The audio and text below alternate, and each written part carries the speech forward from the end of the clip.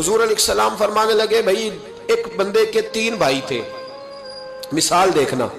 اور ذرا سمجھانے کا انداز دیکھنا میرے حبیب کا۔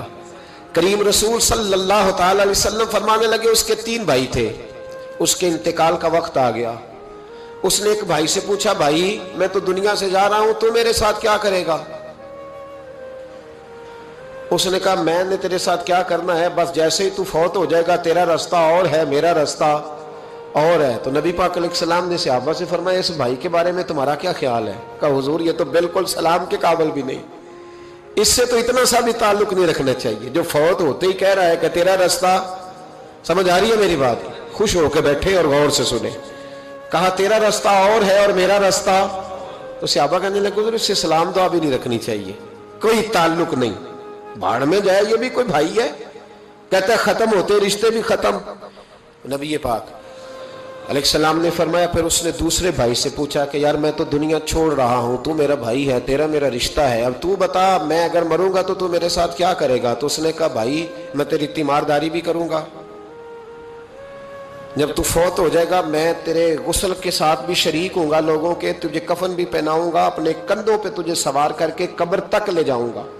دفن میں بھی شریک ہوں گا، جنازہ بھی پڑھوں گا، تیری قبر پہ مٹی بھی ڈالوں گا، لیکن پھر ساری دنیا واپس آئے گی تو میں بھی آ جاؤں گا۔ نبی پاک فرمانے لگے اس بھائی کے بارے میں کیا خیال ہے؟ عرض کی یا رسول اللہ صلی اللہ علیہ وسلم یہ پہلے والے سے تو بہت بہتر ہے، پہلے والے سے تو بہت بہتر ہے، تیمارداری بھی کر رہا ہے، غسل کفن بھی کر رہا ہے، جنازے میں بھی شریک ہو رہا ہے، جنازے کو کندھا بھی دے رہا ہے، دفن میں بھی شریک ہے۔ حضور فرمانے لگے اب اس نے تیسرے سے پوچھا کہ میں اگر دنیا سے جاؤں گا تو میرے ساتھ کیا کرے گا؟ اس نے کہا میں جب تیری جان نکلنے کا وقت آئے گا تو تیری آسانی کے لیے تیرے سراہنے کھڑا ہو جاؤں گا،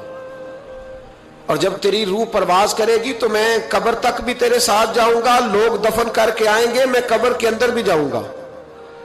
اور جب پل صراط پہ تو گزرنے لگے گا اس وقت بھی میں تجھے حفاظت سے گزارنے کی کوشش کروں گا، اور جب میزان عمل پر اعمال تلیں گے اس وقت بھی میں تیرے ساتھ کھڑا رہوں گا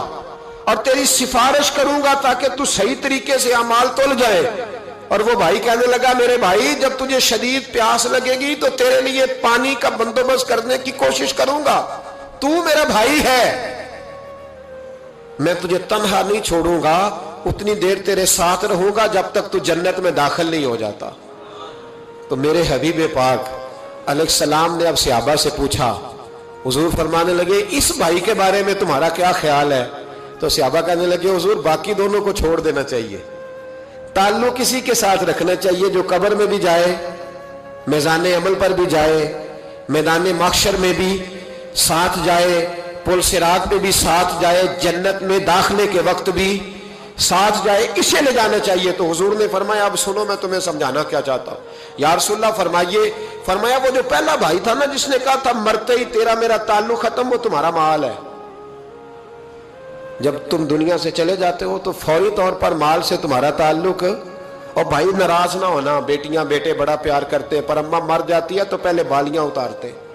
ہاں میں نے دیکھا ہے سونے کی بالیاں پہلے اترتی ہیں، بڑا پیار ہے ان کو، رو رہے ہوتے پر بیٹے پہلے جیب میں ہاتھ ڈالتے ہیں،